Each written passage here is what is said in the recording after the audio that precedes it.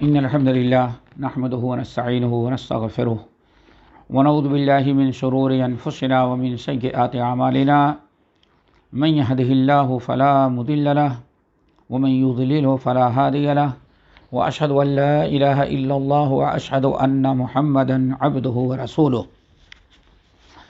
يا أيها الذين آمنوا اتقوا الله حق تقاته ولا تموتن إلا وأنتم مسلمون يا أيها الناس اتقوا ربكم الذي خلقكم من نفس واحدة وخلق منها زوجها وبث منهما رجالا كثيرا ونساء واتقوا الله الذي تساءلون به والأرحام إن الله كان عليكم رقيبا يا أيها الذين آمنوا اتقوا الله وقولوا قولا سديدا يصلح لكم أعمالكم ويغفر لكم ذنوبكم ومن يطع الله ورسوله فقد فاز فوزا عظيما أما بعد فإن خير الحديث كتاب الله وخير الهدي هدي محمد صلى الله عليه وسلم وشر الأمور محدثاتها وكل محدثة بدعة وكل بدعة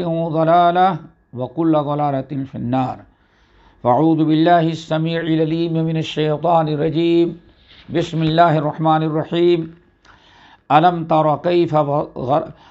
تر كيف ضرب الله مثلا كلمة طيبة كشجرة طيبة أصلها ثابت وفرعها في السماء تؤتي أكلها كل حين بإذن ربها ويضرب الله الأمثال للناس لعلهم يتذكرون ومثل كلمة خبيثة كشجرة خبيثة اجتثت من فوق الأرض ما لها من قرار يثبت الله الذين آمنوا بالقول الثابت في الحياة الدنيا وفي الآخرة ويضل الله الظالمين ويفعل الله ما يشاء ألم تر إلى الذين بدلوا نعمة الله كفرا وأحلوا قومهم دار البوار جهنم يصلونها وبئس القرار وجعلوا لله أندادا ليضلوا عن سبيله قل تمتعوا فإن مصيركم إلى النار۔ محترم بھائیوں اور بہنوں، سورۃ ابراہیم کے آیت نمبر 24 سے میں نے تلاوت کی ہے، اور آج انشاءاللہ اسی آیت سے سورۃ ابراہیم کی تفسیر اور ترجمہ ہم شروع کریں گے۔ رب العالمین نے فرمایا الم ترى کیف، کیا آپ کو معلوم نہیں؟ قرآن پاک میں الم ترى کئی جگہ آیا ہے، تو جہاں بھی قرآن پاک میں الم ترى آیا ہے اس کا معنی الم تعلم کہا جاتا ہے۔ الم تعلم، کیا آپ کو معلوم نہیں؟ جہاں بھی آیا ہے الم ترى کیف فعل ربک باصحاب الفیل ارأیت الذی اسأل الم ترى کیف، تو جہاں بھی آیا ہوا ہے الم ترى اس کا ترجمہ کہا جاتا ہے الم تعلم۔ اے نبی کیا آپ کو معلوم نہیں؟ اور خطاب نبی سے، لیکن نبی کے ضمن میں دنیا کے سارے انسان خصوصاً کلمہ پڑھنے والے اس کے مخاطب ہیں، ہم اور آپ بھی اسی میں ہیں۔ الم تعلم، کیا آپ کو معلوم نہیں کہ کیف ضرب اللہ مثلا کلمۃ طیبہ، کیسی زبردست مثال اللہ تعالیٰ نے کلمہ طیبہ کی بیان کی ہے۔ کلمہ طیبہ کی اللہ نے ایک بڑی عالی شان مثال بیان کی ہے۔ وہ مثال کیا ہے؟ کشجرۃ طیبہ، کلمہ طیبہ کی مثال ایک شجر طیبہ، شجرہ کے معنی درخت، ایک بہترین قسم کے درخت کی ہے۔ اور درخت کیسے؟ اصلها ثابت، جس کی جڑیں خوب نیچے تک مضبوط ہیں. جس درخت کی جڑ جتنا زیادہ نیچے جاتی ہے اتنا ہی زیادہ وہ درخت مضبوط اور پائیدار ہوتا ہے. تو پہلی مثال، پہلی چیز طیبہ ہے. وہ درخت بڑا صاف ستھرا پاکیزہ خوشنما ہے. نمبر 2 اصلھا ثابت، اس کی جڑ بہت ہی مضبوط گڑی ہوئی ہے. نمبر 3 وفرعھا فی السماء، اور اس کی شاخیں آسمان تک پھیلی ہوئی ہیں، اوپر آسمان تک پھیلی ہوئی ہیں. 3 خوبی ہو گئی. وہ درخت جس سے کلمہ طیبہ کی تفسیر، تشریح، تمثیل، تشبیہ دی گئی ہے، اس درخت کی 3 خوبیاں آئیں سامنے. ایک تو طیبہ ہے. نمبر 2 اصلھا ثابت ہے، جڑیں اس کی بڑی مضبوط ہیں. نمبر 3 وفرعھا فی السماء، اس کی شاخیں اوپر آسمان تک پھیلی ہوئی ہیں. یہ 3 چیزیں یا 3 خوبی. نمبر 4 تؤتی اکلھا کل حین باذن ربھا، ہر وقت اللہ تعالیٰ کے حکم سے وہ درخت پھل لاتا رہتا ہے. یعنی اس درخت کا کوئی خاص سیزن، خاص وقت، پھل لانے کا کوئی موسم خاص نہیں ہے. اتنا عالی شان، اتنا کام کا درخت ہے کہ ہر وقت وہ پھل لاتا رہتا ہے. یہ 4 خوبیاں، 4 صفات اللہ نے بیان کیا. ایک تو طیبہ ہے. نمبر 2 اصلھا، یعنی اس کا جڑیں خوب مضبوط زمین میں گڑی ہوئی ہیں. نمبر 3 وفرعھا فی السماء، اور وہ نیچے کی طرف نہیں بلکہ اوپر آسمان کی طرف اس کی شاخیں پھیلی ہوئی ہیں. نمبر 4 تؤتی اکلھا کل حین باذن ربھا، اپنے رب کے حکم سے وہ درخت ہر وقت پھل دیتا رہتا ہے، پھل آتا رہتا ہے. یہ 4 خوبیاں ہیں اس درخت کی. اللہ نے فرمایا یہی مثال کلمہ طیبہ کی ہے، یہی مثال کلمہ طیبہ کی ہے. وَيَضْرِبُ اللَّهُ الْأَمْثَالَ لِلنَّاسِ، اللہ تعالیٰ مثالیں بیان کرتا ہے لوگوں کے لیے. لَعَلَّهُمْ يَتَذَكَّرُونَ، تاکہ لوگ سمجھیں، یاد رکھیں، عبرت و نصیحت اس سے پکڑیں. کلمہ طیبہ سے مراد لا الہ الا اللہ محمد الرسول اللہ ہے. باتفاق علماء اسلام لا الہ الا اللہ محمد الرسول اللہ ایک کلمہ طیبہ ہے.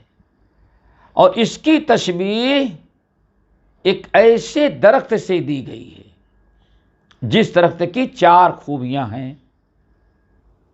بڑا پاکیزہ ہے، جڑیں بڑی مضبوط ہیں، اور شاخیں بلند آسمان تک پھیلی ہوئی ہیں، ہر وقت پھل لاتا رہتا ہے. یہ مثال دی ہے. اکثر اہل علم، بعض حدیثیں، صحابہ اور تابعین کا خیال ہے کہ وہ درخت جو ہے وہ کھجور کا درخت ہے.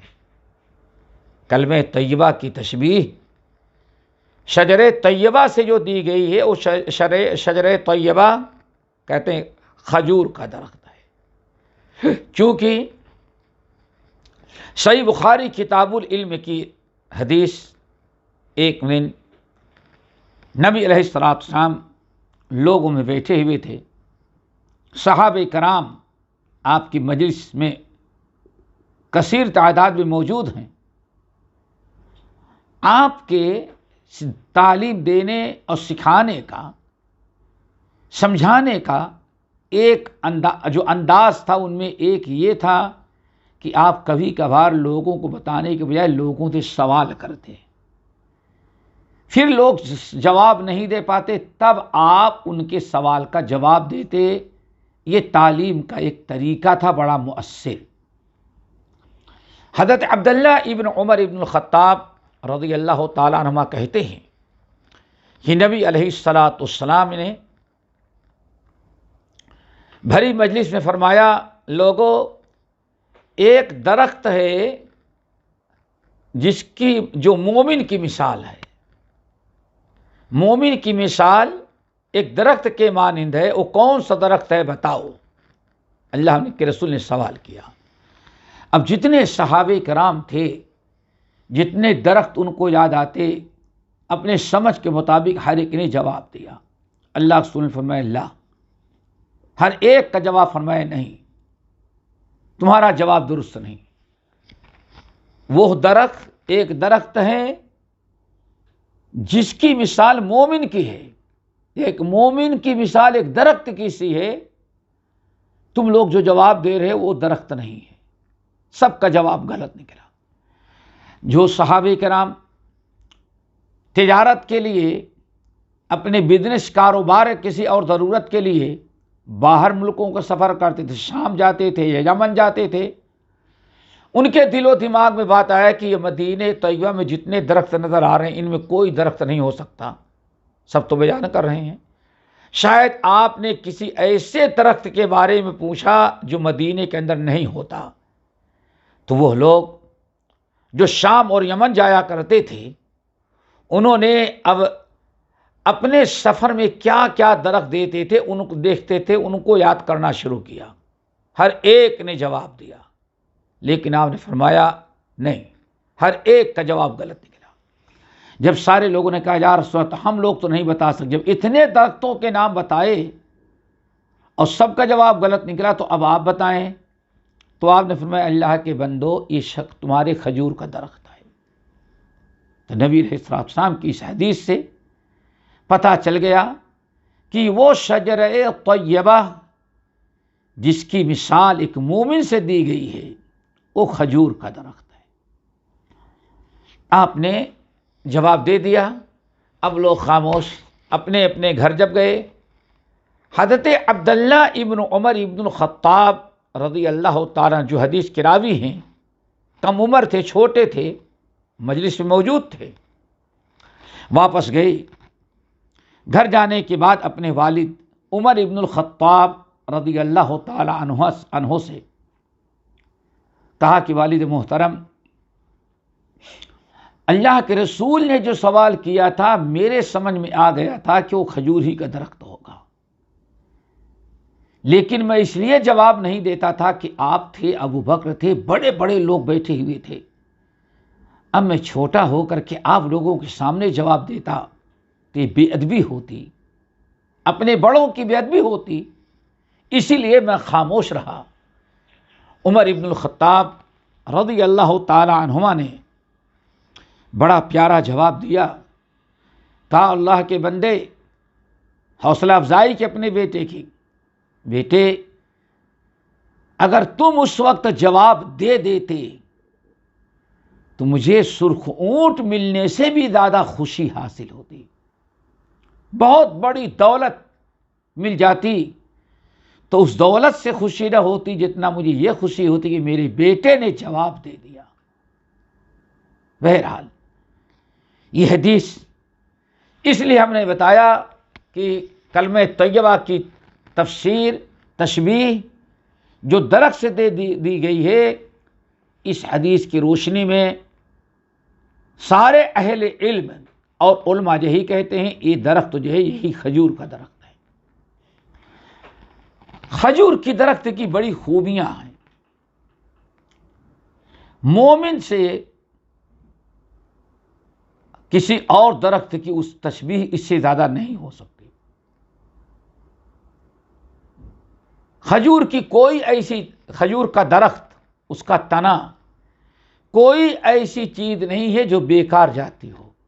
کھجور کے تنے سے لے کر کے کھجور کی گٹھلی تک ہر چیز کھجور کی درخت کی کام آتی ہے، تو ہر ایک سے فائدہ پہنچتا ہے۔ اور اللہ نے جو فرمایا ہر وقت پھل لاتا رہتا ہے، تو واقعی کھجور ایک ایسا پھل ہے، درخت ہے کہ اس کے پھل سے سال کے 12 مہینے تک لوگ فائدہ اٹھاتے ہیں۔ مثال کے طور پر کھجور پھل لگتا ہے، جب بھی لوگ اس سے فائدہ اٹھاتے ہیں۔ نمبر 2، کھجور کا پھل لگتا ہے جب پیلا پک جاتا ہے، جس کو بشر کہتے ہیں، اس کو بھی لوگ بڑے شوق سے کھاتے ہیں۔ نمبر 3، پورا پک جاتا ہے، جس کو رطب کہتے ہیں، خوشے سے توڑ توڑ کر کے کتنا لذیذ ہوتا ہے، وہ بھی کھاتے ہیں لوگ۔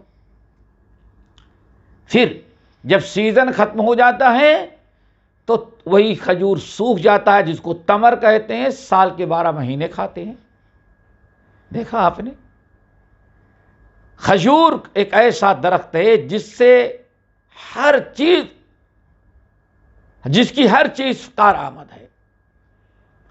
اور کھجور کا ایک درخت ایسا درخت ہے جو ہر وقت سال کی 12 مہینے لوگوں کو فائدہ پہنچاتا رہتا ہے۔ یہ مثال مومن کی ہے۔ اب مومن کلمہ طیبہ، علم تری کیف ضرب اللہ مثلا کلمۃ طیبہ کشجرۃ طیبہ، کلمہ طیبہ کی مثال شجر طیبہ سے۔ اب یہاں کئی چیز سمجھنی ہے۔ نمبر 1، اللہ کے رسول صلی اللہ علیہ وسلم نے کلمہ طیبہ کی مثال شجر طیبہ سے دی ہے۔ اور درخت جو ہوتا ہے وہ صرف تنے کا نام نہیں ہوتا، درخت کا مکمل ہوتا ہے جب اس کے اندر ہرا بھرا ہو اور پھل لانے والا ہو۔ سمجھے؟ پہلے 3 چیزیں بڑی اہم ہوتی ہیں۔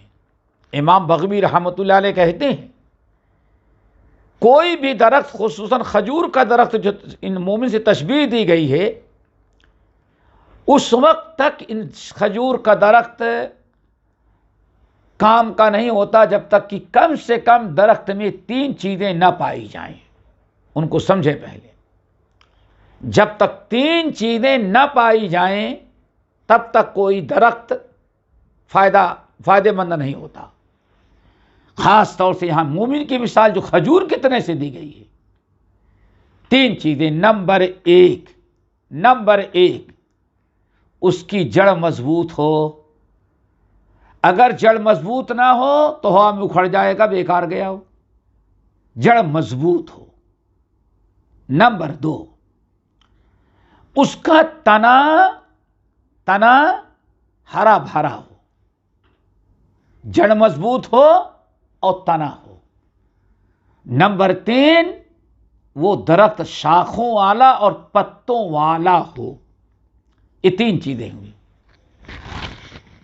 جب درخت کی جڑ بھی مضبوط ہو، تنا بھی مضبوط ہو، تنا بھی درست کھڑا ہو، اور شاخ اور پتے اس میں ہوں، ہرے بھرا ہو، پھر وہ درخت پھل لاتا ہے، کام کا ہوتا ہے۔ اسی طرح سے مومن کے اندر جب تک 3 چیزیں نہیں ہوں گی، کام کا مومن نہیں بنتا۔ سمجھے؟ پہلے درخت کی جڑ زمین میں ہوتی ہے، تو پہلی چیز کلمہ طیبہ کی جڑ مومن کے دل میں جمع ہونا چاہیے۔ جس طرح سے درخت کی جڑ خوب مضبوط زمین میں گڑی رہتی ہیں، ایسے ہی کلمہ طیبہ انسان کے دل میں جڑ پکڑ لیا ہو، جان چلی جائے لیکن ایمان اور کلمہ نہیں نکل سکتا۔ جڑ خوب مضبوط یعنی ایمان خوب راسخ ہے۔ کلمہ طیبہ نے اپنی جڑ مومن کے دل میں خوب مضبوط کر رکھا ہے۔ اسی لیے دیکھتے ہیں کہ مومن کہ دل میں جب ایمان پیوست ہو گیا تو کائنات کی ساری چیزیں مل کر کے بھی مومن کو کافر نہیں بنا سکتی۔ ایمان کا سودا نہیں کرتا، جان چلی جائے لیکن ایمان چھوڑنے کے لیے تیار نہیں ہوتا۔ دیکھتے نہیں کلمہ پڑھنے والے جس ملک اور وطن میں رہتے ہیں، اگر وہاں ایمان پر ان سے انہیں روکا جائے تو زندگی بھر کی بنی بنائی جائیداد، پراپرٹی، عزیز و اقارب، رشتے ناتے، زمینداری، بنے بنائے مکان، سب کچھ انسان چھوڑنے کے لیے تو تیار ہو جاتے لیکن ایمان نہیں چھوڑتا۔ ایمان کو لے کر کے گاؤں شہر چھوڑ دے گا لیکن ایمان نہیں چھوڑتا۔ ایمان جتنا، دل میں ایمان جتنا مضبوط ہوگا، اتنا ہی مومن اچھے عمل والا ہوگا۔ نمبر 2، ایک تنا ہونا چاہیے۔ کلمہ طیبہ لا الہ الا اللہ محمد الرسول اللہ، دوستو یہ تنا ہے، جڑ انسان کے دل میں، اور ایک کلمہ طیبہ تنا ہے۔ اللہ اکبر۔ کلمہ طیبہ زبان سے کہتا ہے لیکن جڑ اس کی دل میں ہے۔ دو ہو گئے، جڑیں بھی مضبوط دل میں اور تنا بھی مضبوط۔ فرعها فی السماء، اور اس کی شاخیں اب آسمان پر ہوتی ہیں۔ شاخیں کیا ہیں؟ مومن اپنے اعضاء سے نیک اعمال کرتا ہے، ظاہری اعمال کرتا ہے، نماز پڑھتا ہے، روزہ رکھتا ہے، اپنے زبان سے عمل، اپنے ہاتھ سے عمل، اپنے پیر سے عمل، اپنے دل و دماغ سے عمل، نیکیاں انسان عمل کرتا ہے۔ تو 3 چیزیں ہو گئی دوستو، تنا، جڑ، تنا، شاخ اور پتے۔ یہ شاخ اور پتے جو ہیں یہ اصل میں جو ہیں انسان کے اعمال ہیں۔ اللہ اکبر۔ اسی لیے کہا جاتا ہے اسلام ہے کیا، ایمان ہے کیا؟ قرآن و حدیث کی روشنی میں سلف کہتے 3 چیزوں کا نام ایمان ہے۔ انہی تینوں چیزوں کا تصدیق بالجنان، اقرار باللسان، عمل بالارکان۔ یہ 3 چیزیں، دل سے تصدیق ہو، زبان سے اقرار اور اعلان ہو، اور اپنے اعضاء سے ظاہری طور پر انسان اسلامی احکام پر عمل کرے۔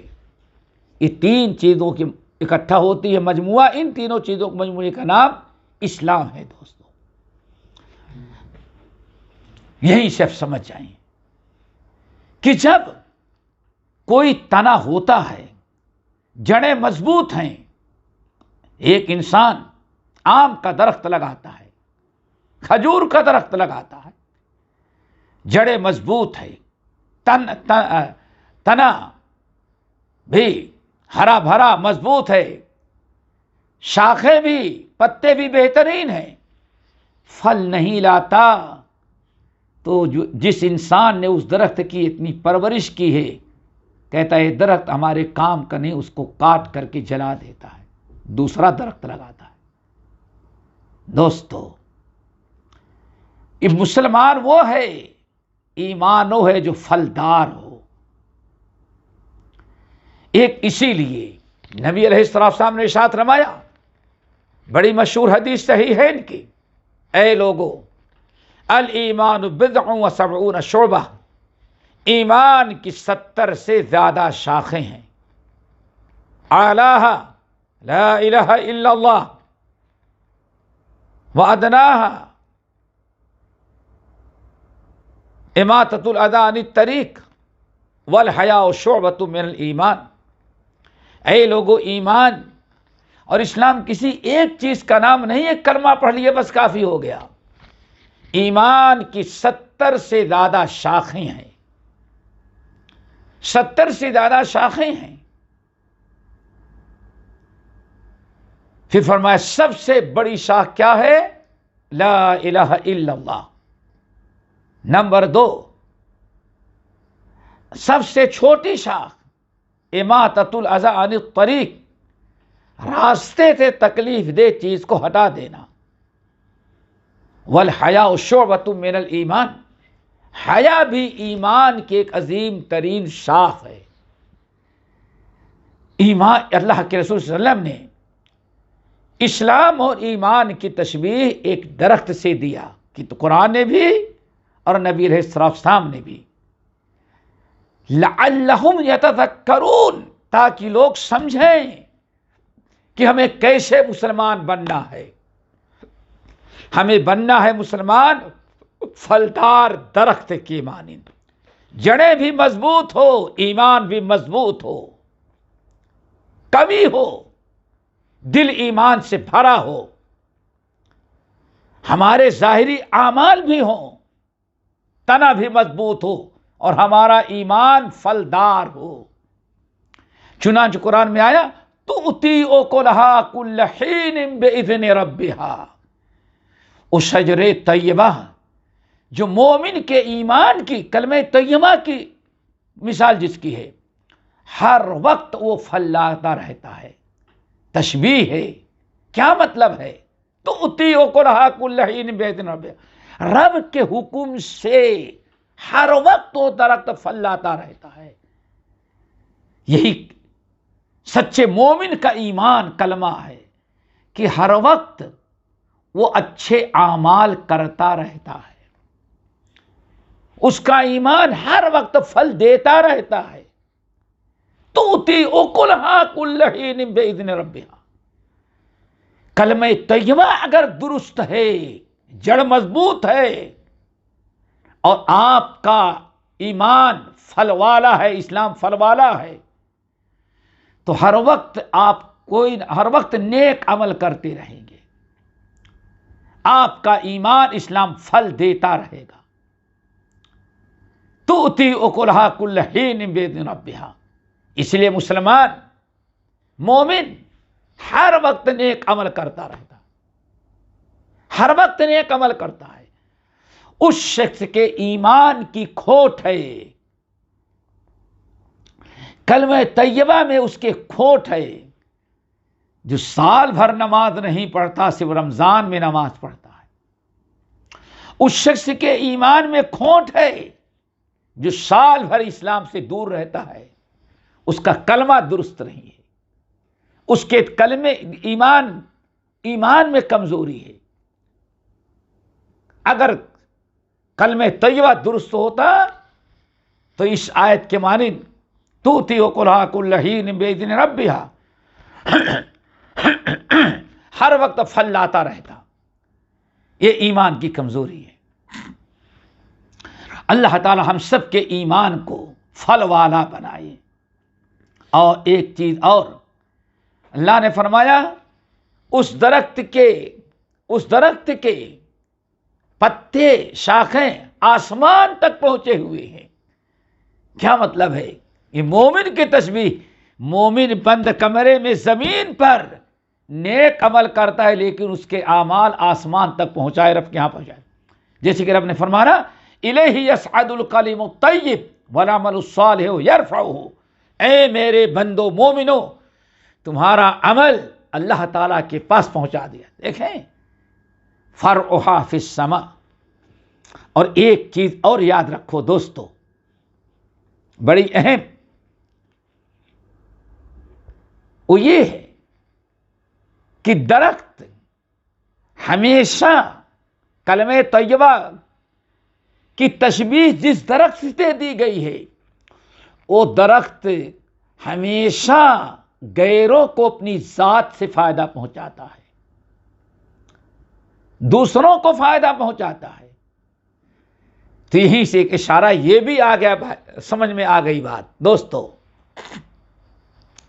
کہ ہمیں ایسے مومن بننے کی ضرورت ہے جو دوسروں کو بھی فائدہ پہنچائیں، تب ہماری مثال شجرہ طیبہ کے مانند ہوگی.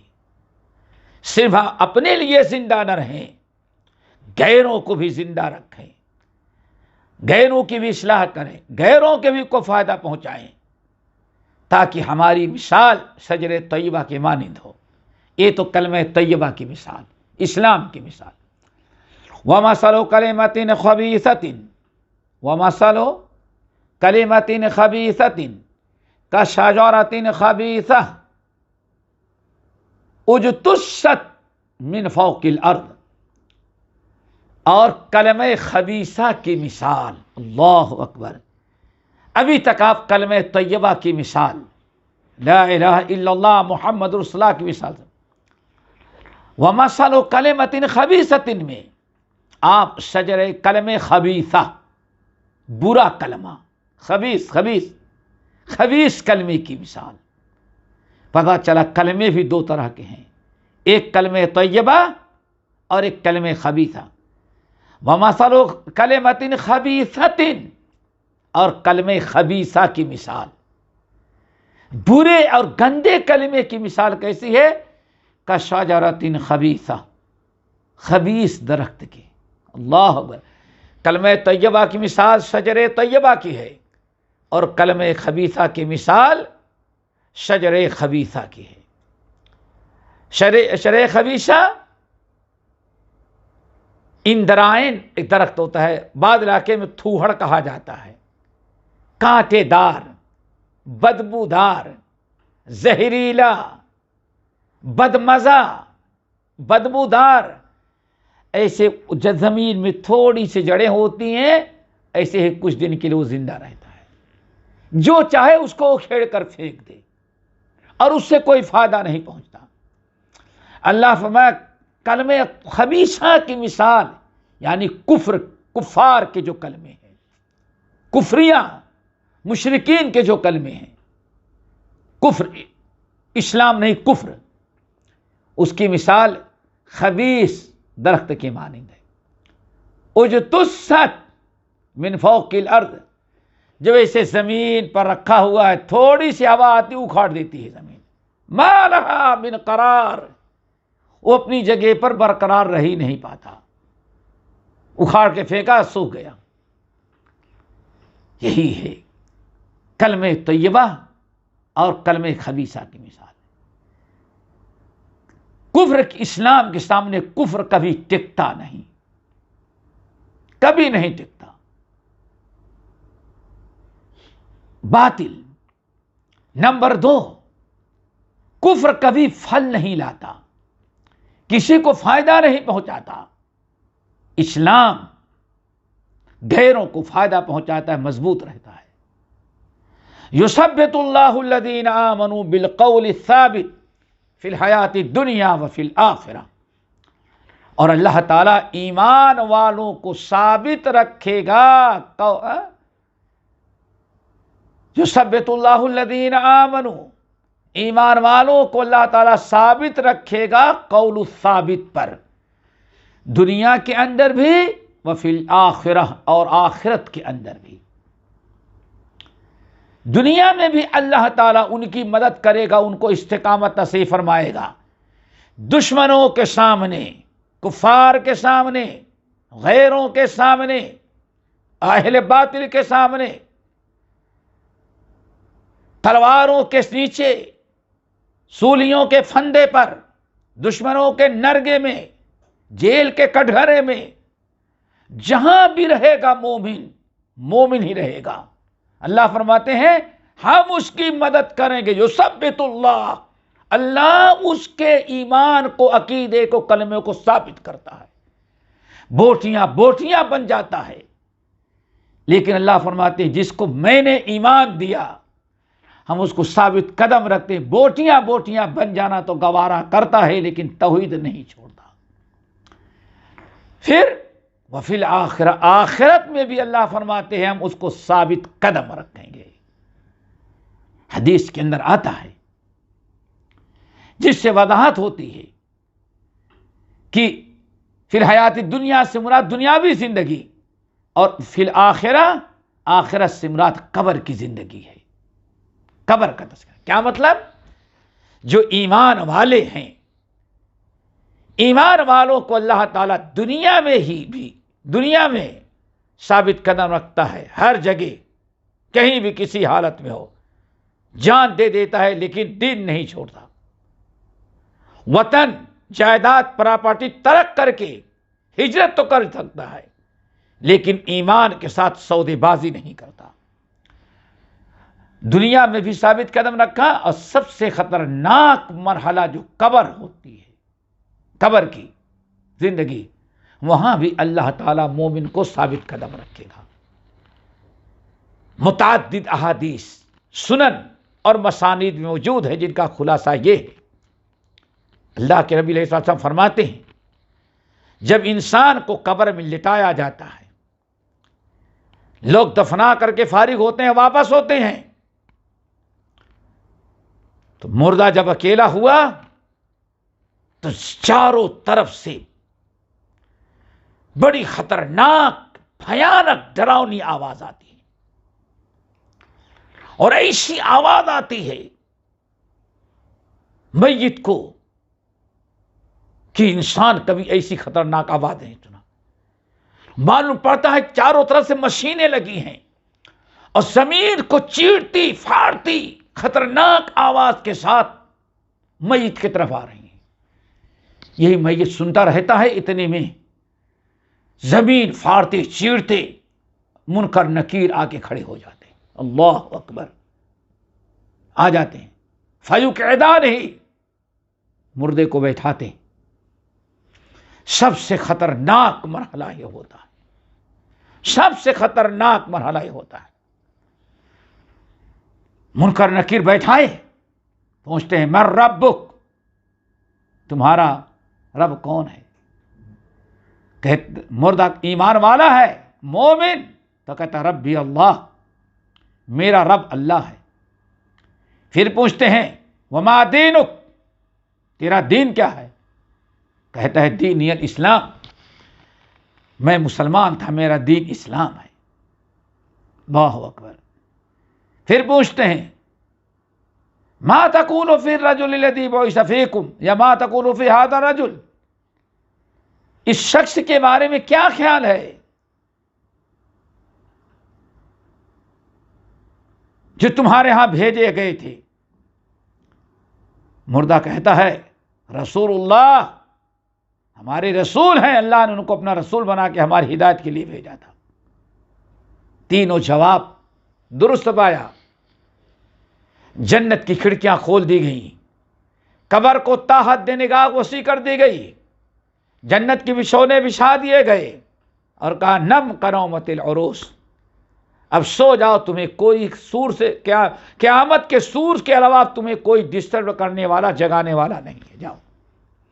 پھر اللہ کے رسول نے فرمایا، یہ آیت تلاوت کی، لوگوں جو ثبت اللہ الذین آمنوا بالقول الثابت فی الحیات الدنیا وفی الآخرہ، اللہ نے فرمایا، یہ اللہ کے رسول نے آیت تلاوت کی کہ یہ قبر کا ہے۔ ایمان والو، اللہ تعالیٰ تمہیں دنیا میں بھی ثابت رکھے گا اور قبر کی زندگی میں بھی ثابت رکھے گا، زندگی میں بھی، مرنے کے بعد بھی مسلمان ہی تم رہو گے۔ اسی لیے نبی علیہ الصلوۃ والسلام نے فرمایا جب میت کو دفنا کر کے فارغ ہو، قبر مکمل ہو جائے تو استغفروا لاخیکم، اپنے بھائی کے لیے دعائے مغفرت کرو، وصلوا له التثبیت، اور اس کے لیے ثبات قدمی کی دعا کیا کرو، ایسے واپس نہ آ جاؤ، بہت ہی خطرناک مرحلے میں ہے۔ اللہ تعالی ہم سب کو قبر کے اس سوال پر ثابت قدم رکھے اور مرنے تک بھی اسی دین پر قائم رکھے۔ دنیا میں ایسے فتنے ہیں، انسان کو کچھ نہیں کہا جا سکتا کہ کب انسان فتنے ملوث سے کر کے اپنا دین خراب کر دے۔ تو یہ تو ہے ایمان والوں کا۔ وَيُضِلُّ اللَّهُ الظَّالِمِينَ، اور ظالموں کو اللہ تعالیٰ گمراہ کر دیتا ہے، دنیا میں بھی گمراہ اور آخرت میں بھی گمراہ۔ جیسے کہ اللہ رسول نے ارشاد فرمایا کہ اب مومن تو ہو گئے، دو قسم کے لوگ ہیں، ایک ہے منافق اور دوسرا ہے کافر۔ جب یہ لوگ دفنائے جاتے ہیں تو ویسے ہی خطرناک آواز قبر میں آئی، زمین کو چیرتے پھاڑتے منکر نکیر پہنچ جاتے ہیں. فیقعدان ہی، اور بدبخت کو اٹھا کے بیٹھاتے ہیں، کہتے ہیں من ربک، تیرا رب کون ہے؟ کہتا ہے ہا لا ادری، مجھے نہیں پتا، مجھے نہیں پتا کہ میرا رب کون ہے. کیوں؟ دنیا میں جس کو رب بنایا تھا وہ تو سب غائب ہو گئے. اب سب کی کرامتیں، معبود، بابا، سب غائب ہو گئے. وما دینک، تیرا دین کیا تھا؟ میں نے نہیں فیصلہ کیا کیا تھا دین تھا. ان کے بارے میں کیا کہتے ہو؟ لا ادری، مجھے نہیں معلوم. آسمان سے آواز آئی، اس بدبخت کی زمین کو، قبر کو تنگ کر دو. اور عذاب کے فرشتے آ کر کے عذاب دینا شروع کر دیتے ہیں، اور جہنم کی کھڑکیاں اس کے قبر میں کھود دی جاتی ہیں. یہ ہے وَيُضِلُّ اللَّهُ الظَّالِمِينَ وَيَفْعَلُ اللَّهُ مَا، اور ظالموں کو تو اللہ تعالیٰ گمراہ کر دیتا ہے. وَيَفْعَلُ اللَّهُ مَا يَشَاءُ، اللہ جو چاہتے ہیں کرتے ہیں. اللہ تعالیٰ مالک ہے، وہ جو چاہتا ہے کرتا ہے. الم تر الی الذین بدلوا نعمت اللہ کفرا وحلوا قومهم دار البوار. اے نبی، کیا آپ نے دیکھا نہیں، آپ کو معلوم نہیں ان لوگوں کے بارے میں؟ دیکھا آپ نے ان کا قصہ، دیکھ لیا ان کا حشر. کون؟ الذین بدلوا نعمت اللہ، جنہوں نے اللہ تعالیٰ کی نعمتوں کو کفر سے بدل دیا تھا. وَأَحَلُّوا قَوْمَهُمْ دَارَ الْبَوَارِ، اور اپنی قوم کو ہلاکت میں ڈال دیا. أَلَمْ تَرَ إِلَى الَّذِينَ بَدَّلُوا، اے نبی کیا آپ نے دیکھا نہیں، معلوم نہیں ان لوگوں کے بارے میں جنہوں نے اللہ کی نعمت کو کفر سے بدل دیا. یہی 2-3 آیتیں کہتے ہیں آیتیں مدنی ہیں. یہاں جو اللہ نے بیان کیا، کہا جاتا ہے اس کا شان نزول اور ان نازل کب ہوئی، یہ جنگ بدر کے موقع پر نازل کی گئی. جنگ بدر کے موقع پر کہتے ہیں، روایتوں کے اندر آتا ہے، نعمت اللہ سے یہاں محمد صلی اللہ علیہ وسلم اور دین اسلام ہے. سمجھے؟ پہلے نعمت اللہ سے، اللہ کی نعمت سے مراد محمد صلی اللہ علیہ وسلم اور آپ کا لایا ہوا پیغام رسالت ہے. اور کفر سے مراد کفر و شرک، بت پرستی ہے. اور لوگوں سے مراد یہاں کفار مکہ ہیں، خاص طور سے سرداران. یعنی الم تر الی الذین بدلوا نعمت، اے نبی آپ نے دیکھا ان لوگوں کو حشر جن لوگوں نے اللہ کی نعمت کو کفر سے بدلا. یعنی ان کافروں نے محمد صلی اللہ علیہ وسلم پر ایمان لانے کے بجائے کفر اختیار کیا. نعمت اللہ نے دیا لیکن نعمت کے بدلے انہوں نے کفر اپنایا. اللہ اکبر. پھر جنگ بدر کے موقع پر وہی آپ کے دشمنان ابو جہل اور اس کے بہت سارے سردار، تقریباً 1000 کی تعداد میں آئے میدان بدر میں مسلمانوں کو، اسلام کو ختم کرنے کے لیے، نبی علیہ السلام کو نعوذ باللہ قتل کرنے کے لیے آئے. اور اللہ رب العالمین نے مسلمانوں کو غلبہ دیا، فرشتوں سے مدد کی، اور تقریباً 70 سردار ان کے مار ڈالے گئے. کتنا برا حشر ہوا. اللہ رب العالمین نے ان کے متعلق فرمایا، الم تر الی الذین بدلوا نعمت اللہ.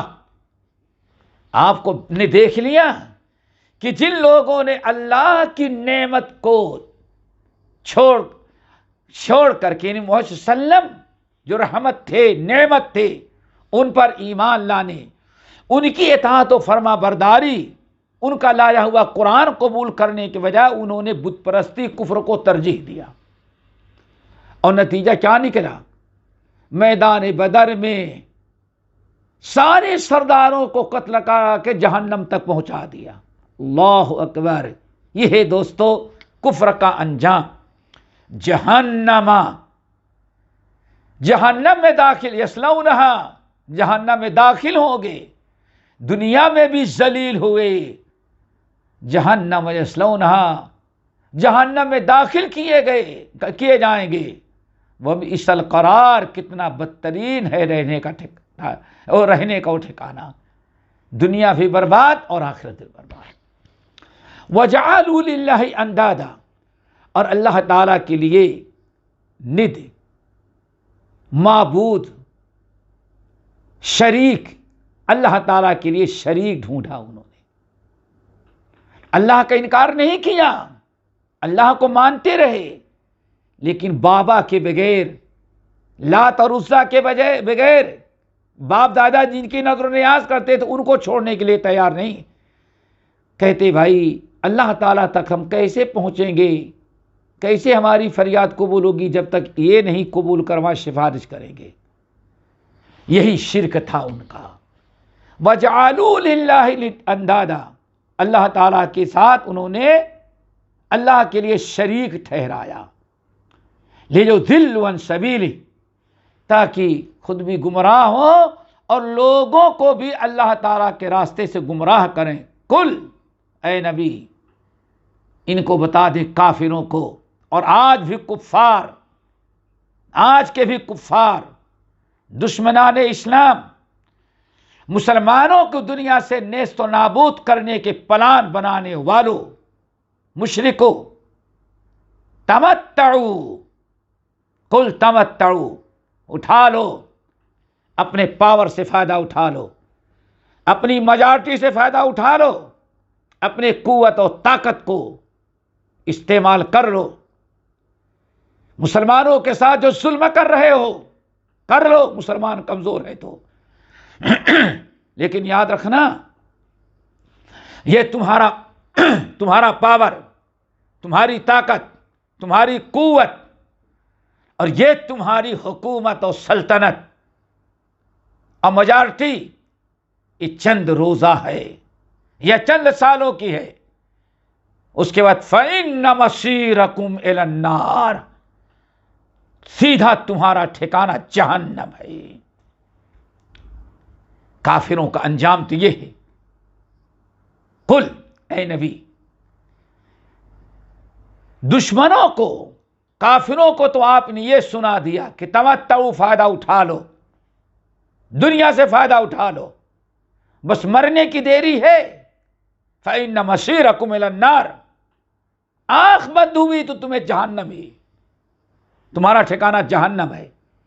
نہ تیری وزارت کام آئے گی، نہ تیری پارٹی کام آئے گی، نہ تیری حکومت کام آئے گی، اور نہ تیری میجارٹی کام آئے گی، سب یہیں رہ جائے گی اور تجھے جہنم میں داخل۔ فَإِنَّ مَصِيرَكُمْ، تیرا ٹھکانہ جہنم ہے اور تو جہنم ہی کی طرف جا رہا ہے، ایک نہ ایک دن تو پہنچ ہی جائے گا۔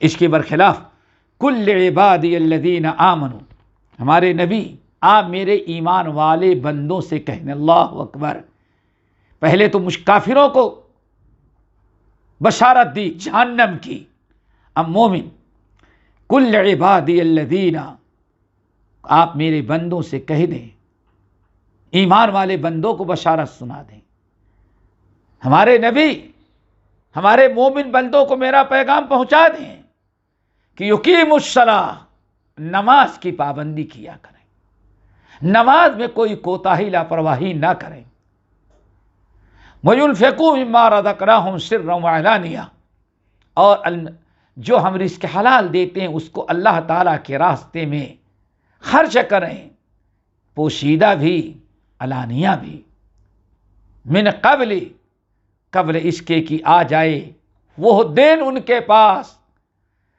لا بیع فیہ ولا خلال، جس دن نہ کوئی بزنس کر سکتے گے، نہ کوئی دوست کام آئے گا، نہ کاروبار، ولا شفاعہ، نہ کسی کی شفاعت کام آئے گی۔ اسی لیے ایمان والوں کو نماز کی اور انفاق فی سبیل اللہ کی تاکید کر دیں، میرے بندے ایمان والوں کو بتا دیں اور میرا یہ پیغام سنائیں کہ ایمان والو نماز نہیں چھوڑنا، نماز قائم کرو۔ اللہ اکبر! آج مسلمان سب کچھ کرے گا، روزہ رکھ لے گا، عمرہ کرنے کے لیے چل حج کر لے گا، زکوٰۃ بھی دے دے گا، لیکن نماز نہیں پڑھنا چاہتا، جبکہ نماز ہی سب سے پہلی چیز ہے۔ کل للمؤمنین کل عبادی الذین آمنوا، میرے ایمان والے بندوں کہیں یقیموا الصلاۃ، اور نماز کی پابندی کریں، نماز کے پابند بنو۔ نماز حقوق اللہ کا سب سے بڑا حق، اور اگر آپ نے یہ حقوق اللہ ادا کیا، پابندی کی، تو اس کے برکت سے بہت سارے اعمال آپ خود کریں گے انشاءاللہ۔ اور وَيُنْفِقُوا، یہ اللہ کے راہ میں خرچ کرنا، یہ اس سے اللہ کی مخلوق کے ساتھ احسان کریں، اپنے زکوٰۃ کے ذریعے، اپنی خیرات کے ذریعے، انفاق فی سبیل اللہ کے ذریعے، اپنے مال کے ذریعے ان کی مدد کریں۔ حقوق اللہ اور حقوق العباد، اللہ کی عبادت کر کے اللہ کو راضی رکھو، اللہ کے مخلوق کے ساتھ احسان کر کے ان کی خدمت کرو جس میں اللہ کی رضا ہے، اس طرح سے تمہیں کامیابی نصیب ہوگی۔ اللہ الذی، پھر اب توحید کی باتیں، اللہ تعالیٰ اپنی قدرت، اپنی توحید سمجھانے کے لیے کچھ دلائل اور کچھ نشانیاں بیان کریں جس پر ہمیں غور و فکر کرنے کی ضرورت ہوتی ہے۔ اللہ الذی خلق السماوات والارض، اللہ ہی نے پیدا کیا ہے ساتوں آسمانوں کو، ساتوں زمینوں کو، وانزل من السماء ماء، اور اللہ تعالیٰ ہی آسمان سے یعنی بادل سے پانی اوپر سے اتارتا ہے، فاخرج به من الثمرات، پھر اس پانی سے اللہ تعالیٰ تمہارے کھانے کے لیے پھل فروٹ میوے جات پیدا کرتے ہیں، فواکہ پیدا کرتے ہیں، ہر قسم کے فروٹ تمہیں نصیب ہوتے ہیں۔ وَسَخَّرَ لَكُمُ الْفُلْكَ، اور اسی سے تمہارے لیے اناج غلہ پیدا ہوتا ہے۔ وَسَخَّرَ لَكُمُ الْفُلْكَ، اور اللہ تعالیٰ نے تمہارے لیے مسخر کر دیا، پیدا کیا ہے کشتیوں کو، لِتَجْرِيَ فِي الْبَحْرِ بِأَمْرِهِ، تاکہ تم جہاں بھی دنیا میں جاتے ہو اللہ تعالیٰ کے حکم سے کشتی تم کو لے کر کے چلتی رہے۔ اللہ اکبر! تم مشین چلاتے ہو لیکن مشین کے پیچھے انجن میں کامیابی عطا کرنے کے لیے انجن کو باقی رکھنا اور حفاظت کرنا اللہ کا کام ہے۔ آج بھی اللہ ہی کشتی چلاتا ہے۔ اللہ وسخر لکم الانہار، اور اللہ تعالیٰ نے تمہارے لیے ذرا دیکھو نہریں پیدا کی ہیں تاکہ ان کے ذریعے دور دراز کا سفر کرو۔ وآتاکم من کل ما سألتموہ، تم جو کچھ مانگتے ہو اللہ وہ بھی دیتا ہے، جو نہیں مانگتے بغیر مانگے بھی اللہ دیتا ہے۔ کتنا تم کو اللہ نے، تم نے چند چیزیں مانگی باقی بغیر مانگے ہی اللہ نے تم کو دیا ہے۔ وَإِن تَعُدُّوا، اتنا تم کو دے دیا ہے کہ وَإِن تَعُدُّوا نِعْمَةَ اللَّهِ، اگر تم اللہ تعالیٰ کی نعمتوں کو شمار کرو تو اللہ تعالیٰ کی نعمتوں کو شمار نہیں کر سکتے۔ کتنی نعمتیں ہیں۔ إِنَّ الْإِنسَانَ لَظَلُومٌ كَفَّارٌ، یقیناً انسان بہت بڑا ظالم اور بہت بڑا ناشکر اور کفر کرنے والا ہے۔ دیکھیں اللہ رب العالمین نے کتنی عالی شان، کتنی بڑی بڑی نعمتوں کا تذکرہ کرنے کے بعد فرمایا کہ ذکر کیا اور بتایا کہ ان نعمتوں کا تم شکر ادا کرو، ناشکری کرنے والوں سے محبت نہیں، اور تم برائی کر کے اپنے اوپر ظلم کرو گے، شرک کر کے اسلام پر ظلم کرو گے تو یہ اللہ تعالیٰ ایسے لوگوں کو پسند نہیں کرتا۔ ان نعمتوں کا شکر ادا کرو۔ سب سے بڑا شکر ہے کہ اللہ تعالیٰ کی نعمت کا اعتراف کرو۔ اللہ تعالیٰ ہم سب کو عمل کی توفیق نصیب فرمائے۔ اقول قولی ھذا واستغفر اللہ من کل ذنب واتوب الیہ۔